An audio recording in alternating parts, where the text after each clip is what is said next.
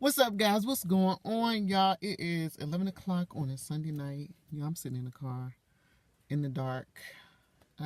It's peaceful out here. Sometimes you need that solitary moment just to be by yourself. And I decided to come outside because it's nice and it's just me. Y'all, I came up with a name for my channel. Actually, my daughter did, and I'm so grateful for her because I was at a loss what to name my channel, and I knew I wanted to change the name for a long time. I just didn't know what to change it to. I was coming up with like living with Des, life with Des, hanging with Des, and my daughter finally said, "Mom, why don't you do keeping up with Des?" And I was like, I don't know, because at first I had reservations about it because of, basically I didn't want to set a tone of, oh, you need to keep up with me, watch me, look at me. I didn't want to set that tone. But then she said, "Mom, no. It's like when you call somebody just to keep up with them, like, hey, how you doing? What's going on?" I said, okay, in that aspect, yeah, I like it. I like the name, Keeping Up with Des. And y'all know I'm in a transitional phase in my life right now. I don't have a job. I'm looking for employment. Just an update on that. No, I haven't found employment yet. Yes, I've had a couple of interviews, but nothing that has panned out at this point. So I'm still looking. I am seriously still looking, and I haven't given up. But I'm in a transitional phase, so whatever direction God takes me, I'm going to go let His will be done. And that's the update on that. Now, I wanted to talk about something I saw on YouTube yesterday. It was a live stream from Miss Symone. Let me just give this disclosure at the beginning of this video. There was a live stream that she did, was about an hour and a half, somewhere around there. I didn't look at the whole live stream. I did take bits and pieces of the live stream that I wanted to offer my commentary and my opinion on. But this video will fall under the Fair Act use because she provided the information on a public platform, and I took bits and pieces of the information and wanted to offer my commentary or my opinion on it. So this falls under the Fair Act use. And I'm going to put that down in the description just to make sure we are clear on that. Again, I didn't look at the whole live stream. Let me share some things with you that she shared that I was like, wait, what? Hold up. First of all, I want y'all to look at this. Like I wanted to, these 6'5", this leg right here. I hit my leg. I don't feel anything, guys. It's pathetic. Okay. So she had surgery, like back surgery, like 3 weeks ago, and she's doing okay enough to go in her closet on the floor and lay on her side. Let me tell you something. That's a miraculous recovery. That's crazy. That's crazy. From back surgery, that's amazing. Just amazing. Next thing, I want you to listen to this. Pay close attention to this, guys. I love to watch people in their natural habitat. It's a strange species, these humans. Very awkward and weird they are. So, and since the Asperger girl, it's on the Asperger spectrum. She said she had Aspergers. Guys, just listen to this again. Since the Asperger girl, it's on the Asperger spectrum. She said she had Aspergers. I don't know if you guys know what Aspergers is, but I'm going to read this. Aspergers in adults. I knew what it was when she said it. And I was like, wait, what did she say? Asperger syndrome and any ASD condition in adults can vary in severity and the form it takes. Someone with Asperger's is not likely to be towards the end of the autism spectrum where someone uses little verbal communication. People with Asperger's tend to display characteristics of high functioning autism. I'm going to read that for you again. People with Asperger's tend to display characteristics of high functioning autism. Symone said she was autistic. I don't think she really researched that before she started claiming that.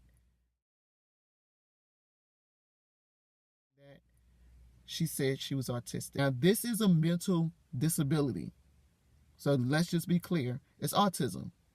So Asperger is on the higher functioning scale of autism, but it is still a mental disability. Moving on. The next thing. Yeah, I'm sorry, my phone seems like it's going dead. Hold on, let me. Okay. Next thing. And I'm going to end responding to anyone that's not requesting life coaching. And I'm also on hiatus from life coaching. I've notified all of my key clients that I have. It's not a lot, but I've let them know that I'm going to take a hiatus. I'm going on a slight sabbatical. Made sure that I referred them to my other sister, who is also a life coach, not blood-related sister, but my sister in humanity. What is she a life coach of? I would think a life coach would have stronger morals, stronger ethics, because they are leading, guiding, and motivating people's lives. That's essentially what a life coach is. So what she's displayed on YouTube doesn't display any characteristics of a life coach to me. I don't know about you guys, but it doesn't display any characteristics that a life coach should have. I mean, it's just me. You let me know what you think. Okay, moving on. This one, listen to this. You think that I'm a narcissist, a sociopath, whatever you think that I am. And by the way, if you are a narcissist or a sociopath, I don't blame you for your mental disability, because I'm not one of those sick people that will make fun of a person with a mental disability that you can't control.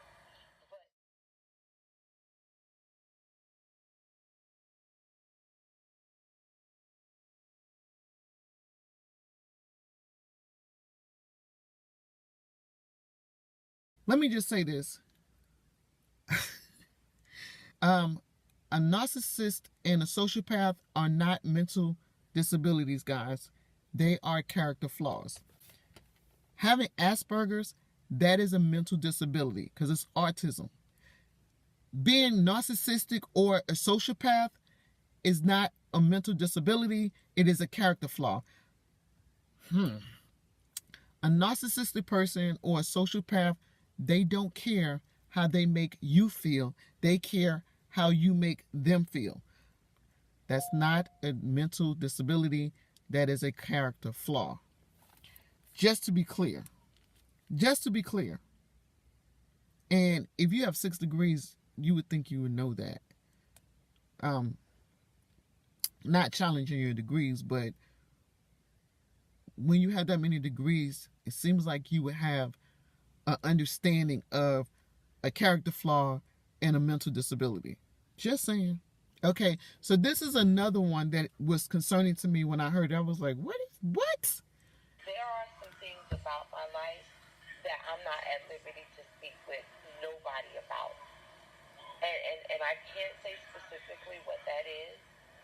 And so I'm just going to tell you that if anything specific ever comes out, know that there's some things about my life that I can never talk about with other people for my safety. I spoke briefly about having a stalker 10 years ago, and the feds got involved, and I just want to leave it at that. Guys, if she had a stalker where the feds were involved, why would you put yourself on a public platform and then give out a number that someone could contact you? If that stalker became aware that you was on a public platform and had a way to reach out to you, wouldn't that trigger them? Why would you put yourself and your family at jeopardy again? Why would you do that? I don't understand. If you were in a situation where the feds were involved because you had this dangerous stalker, and if the feds were involved, it was evidently serious to the point where it endangered your family. You just said that. It endangered you and your family. Why would you put yourself on a public platform, and then with the antics, the behavior on YouTube? Why would you do that? Everything on YouTube that you've done would attract attention. And that, with that being said, there's a chance that that stalker would come across your page. So you, yourself, no one else has put you and your family in danger because of your behavior, your decision. That's all I'm going to say about that. I'm going to leave it there. She said she wanted to leave it there. I'm going to leave it there. And finally, like, I don't see why anybody could hate me that much to wish me ill when people have literally made death threats on my life. So to dox my address where my wife and my precious princess lays her head and my fur baby, that's not okay. Nobody should ever not feel safe in their own home.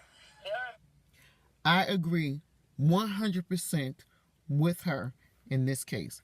Your home is your safe haven. Your home is your peace of mind. Your home is your serenity from the rest of the world. Your home is the one place you feel or should feel safe in. I've said it before and I say it again. I don't agree with this doxing. This is crazy that people are willing to dox people. I don't understand the motivation or the intent. If someone gets hurt behind this doxing, I think the person should be held accountable as well. I don't agree with it. I don't agree with it at all. I think it's awful that people are willing to dox people. And I'm just going to leave it there. I do want to bring up two things. She said she had a DNR on her medical file. A DNR is basically a do not resuscitate, and I know people have mentioned this time and time and time again, but I'm going to say this. She said the DNR was signed because she didn't want to live with brain damage. How do you determine if you have brain damage if you're dead? They would have to bring you back for that. So the DNR would be invalid.